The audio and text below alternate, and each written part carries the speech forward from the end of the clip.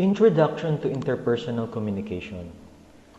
The objectives of this course is to compare and contrast definitions of communication, human communication, and interpersonal communication. Also, this is to explain why it is useful to study interpersonal communication. We will describe the key components of the communication process, including communication as action, interaction, and transaction. We will also discuss 5 principles of interpersonal communication, discuss electronically mediated communication's role in developing and maintaining interpersonal relationships. We will also identify strategies that can improve your communication competence. Interpersonal communication is like breathing. It is a requirement for life. And like breathing, interpersonal communication is inescapable. Unless you live in isolation, you communicate interpersonally every day, listening to your roommate, talking to a teacher, meeting for lunch with a friend, and talking to your parents of your spouse are all examples of interpersonal communication. It is impossible not to communicate with others. Even before we are born, we respond to movement and sound. Human communication is at the core of our existence. Think of the number of times you communicated with someone today. As you work, ate, studied, shopped, or went about your other daily activities. Most people spend between 80 to 90% of their waking hours communicating with others. It is through these interactions with others that we develop interpersonal relationships. As we address essential questions about how you relate to others, we will emphasize the importance of being other-oriented. Being other-oriented results in awareness of the thoughts, needs, experiences, personality, emotions, motives, desires, cultures, and goals of your communication partners while still maintaining your own integrity. To understand interpersonal communication, we must begin by understanding how it relates to 2 broader categories: communication in general and human communication. To refine our definition, we can say that human communication is the process of making sense out of the world and sharing that sense with others by creating meaning through the use of verbal and non-verbal messages. We learn about the world by listening, observing, tasting, touching, and smelling. Then we share our conclusions with others. Human communication encompasses many media: speeches, email, songs, radio and television broadcast, online discussion, groups, letters, books, articles, poems, and advertisements. Interpersonal communication is a distinctive, transactional form of human communication, involving mutual influence, usually for the purpose of managing relationships. The 3 essential elements of this definition differentiate the unique nature of interpersonal communication from other forms of human communication. Interpersonal communication is a distinctive form of communication. For years, many scholars defined interpersonal communication simply as communication that occurs when 2 people interact face. This limited definition suggests that if 2 people are interacting, they are engaging in interpersonal communication. Today, interpersonal communication is defined not just by the number of people who communicate, but also by the quality of the communication. Interpersonal communication occurs when you treat the others as a unique human being. Interpersonal versus impersonal communication. Think of all human communication, whether mediated or face-to-face, as ranging on a continuum from impersonal to interpersonal communication. Impersonal communication occurs when you treat others as objects or respond to their roles rather than to who they are as unique persons. When you ask as a server in a restaurant for water, you are interacting with the role, not necessarily with the individual. You're having an impersonal conversation rather than an interpersonal one. I eat and I, though, relationships. Philosopher Martin Buber influenced our thinking about the distinctiveness of interpersonal communication when he described communication as consisting of two different qualities of relationships: an I-it relationship or an I-do relationship. He described an I-it relationship as an impersonal one, in which the other person is viewed as an it rather than as an authentic, genuine person. An I-do relationship, on the other hand, occurs when you interact with another person as a unique, authentic individual rather than as an object or an it. In this kind of relationship, true, honest dialogue results in an authentic communication. Interpersonal versus other forms of communication. We define interpersonal communication as a unique form of human communication. There are other forms of communication as well. Mass communication occurs when one person communicates the same message to many people at once, but the creator of the message is usually not physically present, and listeners have virtually no opportunity to respond immediately to the speaker. Messages communicated via radio and TV are examples of mass communication. Public communication. This occurs when a speaker addresses an audience in person. Small group communication. This occurs when a group of from 3 to 15 people meet to interact with a common purpose and mutually influence one another. The purpose of the gathering can be to solve a problem, make a decision, learn, or just have fun. While communicating with others in a small group, it is also possible to communicate interpersonally with one or more individuals in the group. Intrapersonal communication is communication with yourself. Thinking is perhaps the best example of intrapersonal communication.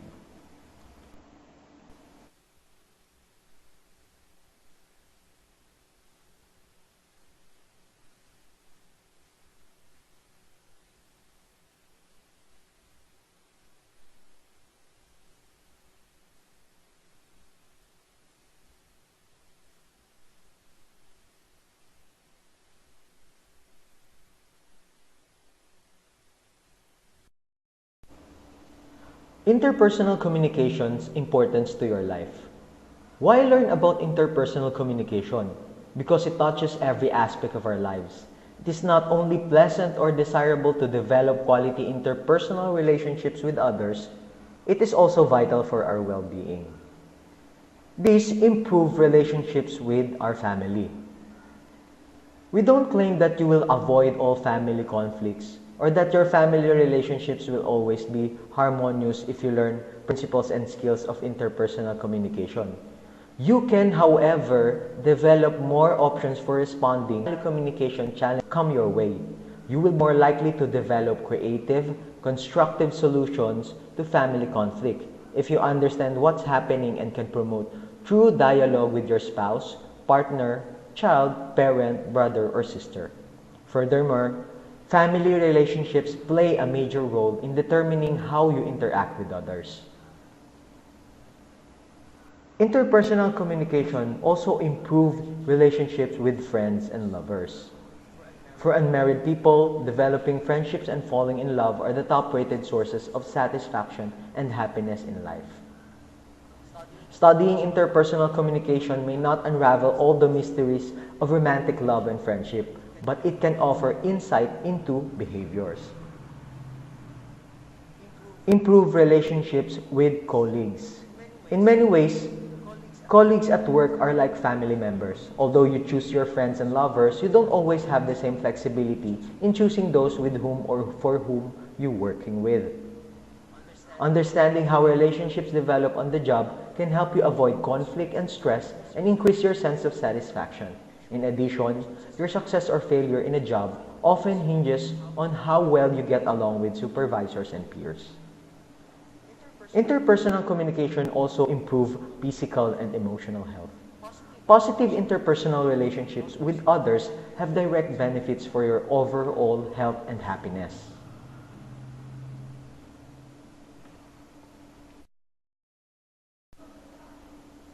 Interpersonal communication and the communication process. Interpersonal communication is a complex process of creating meaning in the context of an interpersonal relationship. To better understand interpersonal communication as a distinct form of communication, it is useful to examine the basic communication process. Elements of the communication process. The most basic components of communication include these elements. The source. The source of a message is the originator of the ideas and feelings expressed. The source puts a message into a code, a process called encoding. And the opposite of encoding is the process of decoding. This occurs when the receiver interprets the words or nonverbal cues. The message. Messages are the written, spoken, and unspoken elements of communication to which people assign meaning. You can send a message intentionally, unintentionally, verbally, or non-verbally, or in a written form. The channel. It is the means by which the message is expressed to the receiver.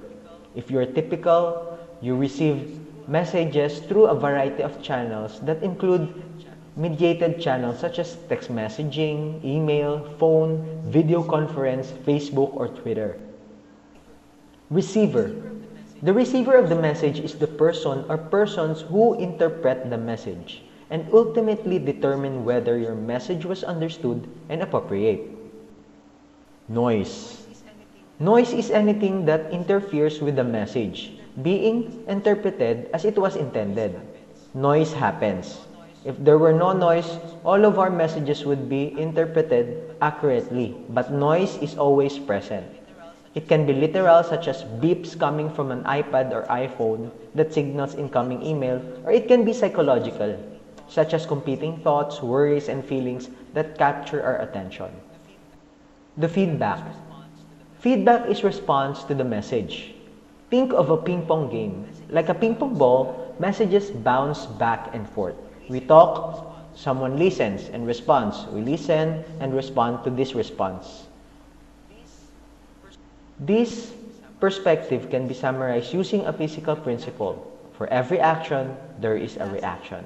And lastly, the context. Context is the physical and psychological environment for communication. All communication takes place in some context. As the cliche goes, everyone has to be somewhere. A conversation on the beach with your good friend would likely differ from a conversation the two of you might have in a funeral home. Models of the communication process. The elements of the communication process are typically arranged in one of three communication models, showing communication as action, as interaction, or as transaction. Communication as action. Message transfer. The oldest and simplest model is communication as action, a transferring of meaning. Did you get my message? This sentence reflects the communication as action approach to human communication. Communication takes place when a message is sent and received. Period. Communication as interaction, message exchange. The perspective of communication as interaction adds two elements to the action model, feedback and context. The interaction model is more realistic than the action perspective, but it still has limitations. Although it emphasizes feedback and context, the interaction model does not quite capture the complexity of simultaneous human communication. The interaction model of communication still views communication as a linear, step-by-step process, but in interpersonal situations, both the source and the receiver send and receive messages at the same time. Communication as transaction, message creation. Today, the most sophisticated and realistic model views communication as transaction, in which element influences all the other elements in the process at the same time. This perspective acknowledges that when you talk to another person face-to-face, you are constantly reacting to your partner's responses.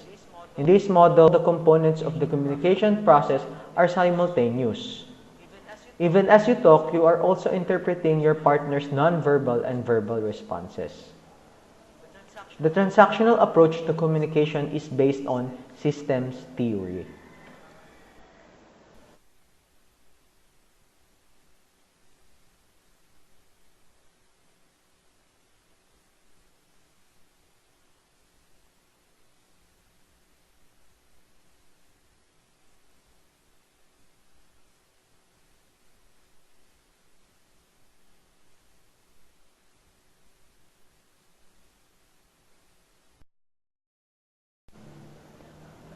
Interpersonal communication principles.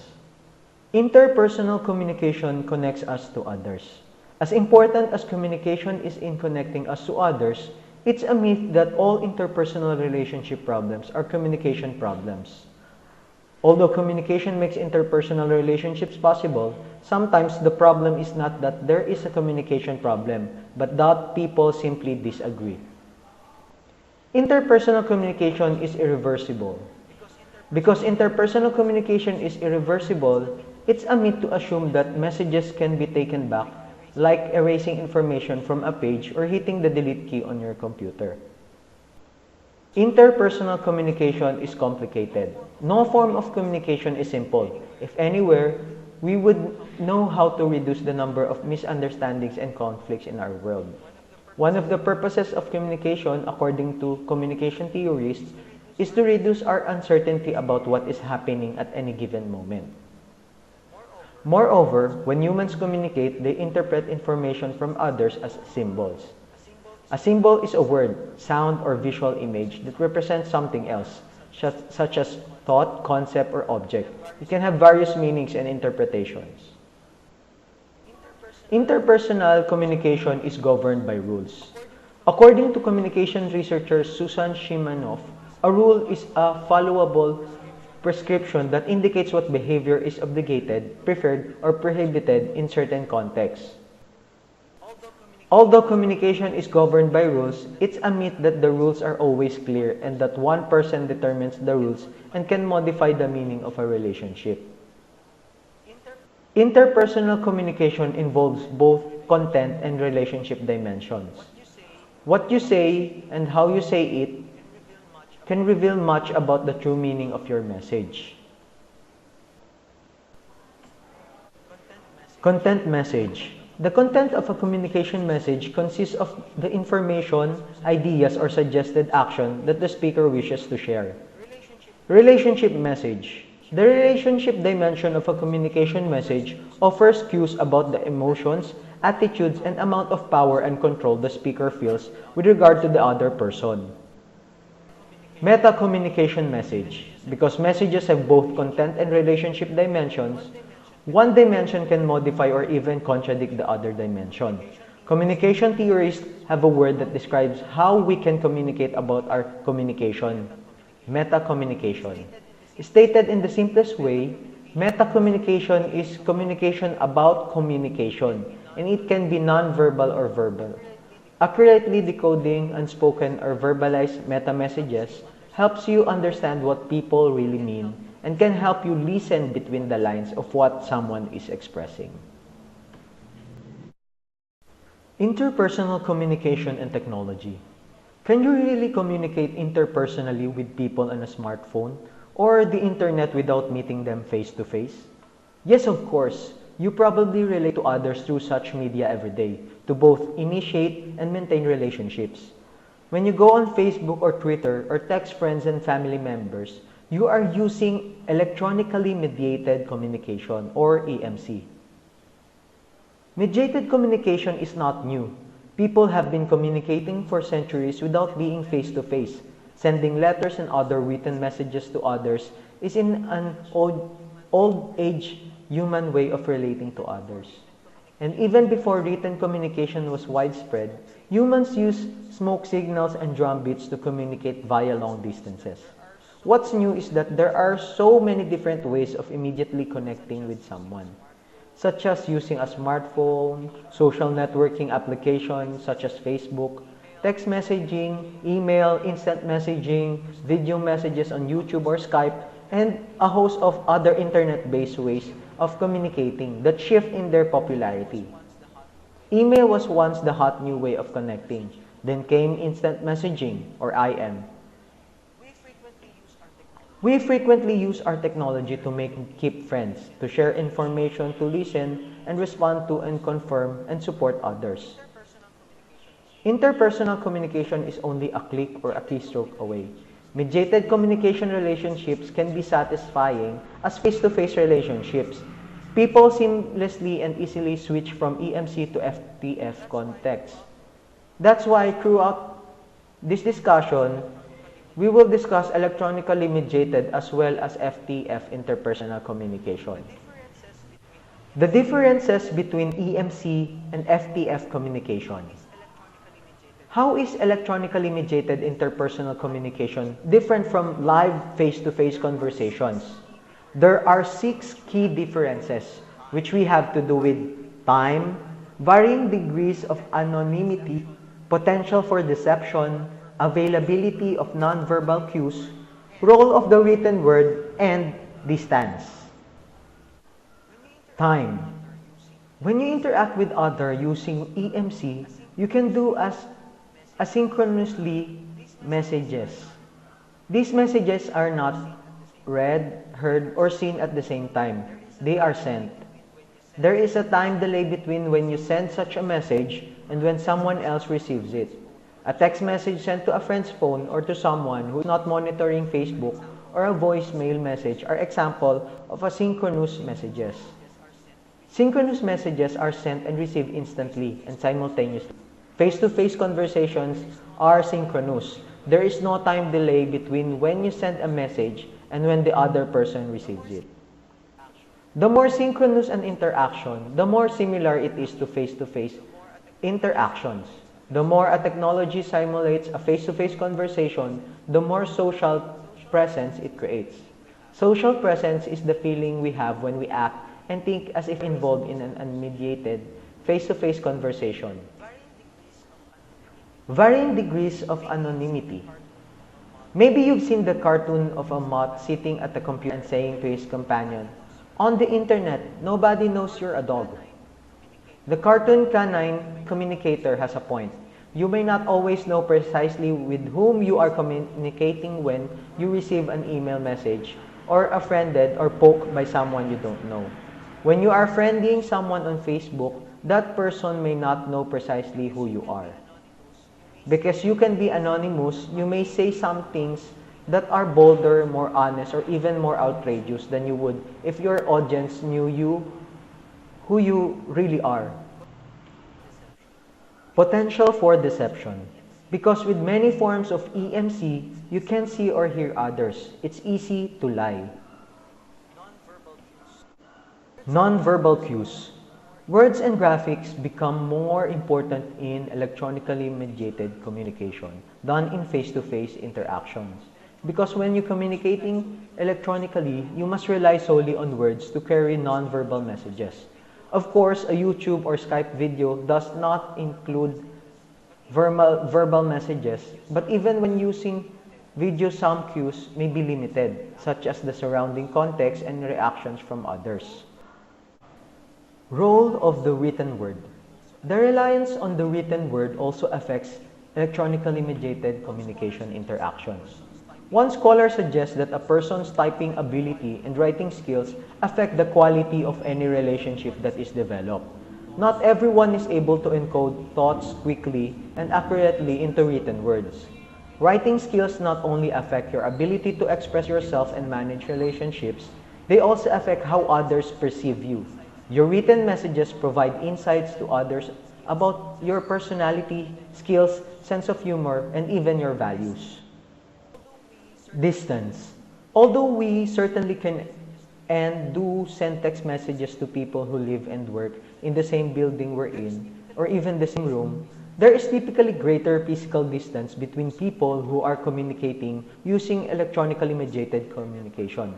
When using the internet or a smartphone, we can just as easily send a text or a video message to someone on the other side of the globe as we can to someone on the other side of the room. Understanding electronically mediated communication. There are 3 theories that have been developed to further explain and predict how EMC works. Cues filtered out theory. One early theory of communication via the internet was called cues filtered out theory. This theory suggested that emotional expression is severely restricted when we communicate using only text messages. Nonverbal cues such as facial expression, gestures, and tone of voice are filtered out. The assumption was that text messages were best used for brief, task-oriented communication, such as sharing information or asking questions, text messages were assumed to be less effective in helping people establish meaningful relationships. Media richness theory. Media richness theory suggests that the richness of communication channel is based on 4 criteria.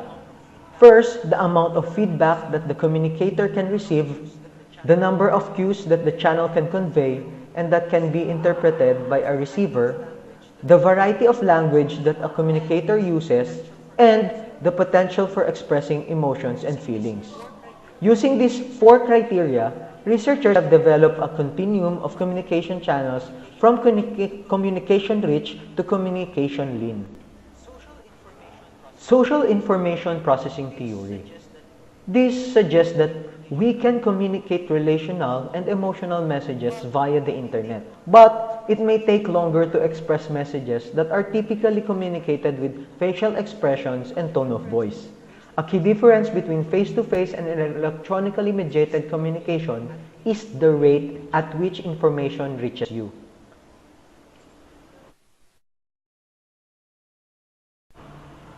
Interpersonal communication competence. To be a competent communicator is to express messages that are perceived to be both effective and appropriate. You communicate effectively when your message is understood by others and achieves its intended effect.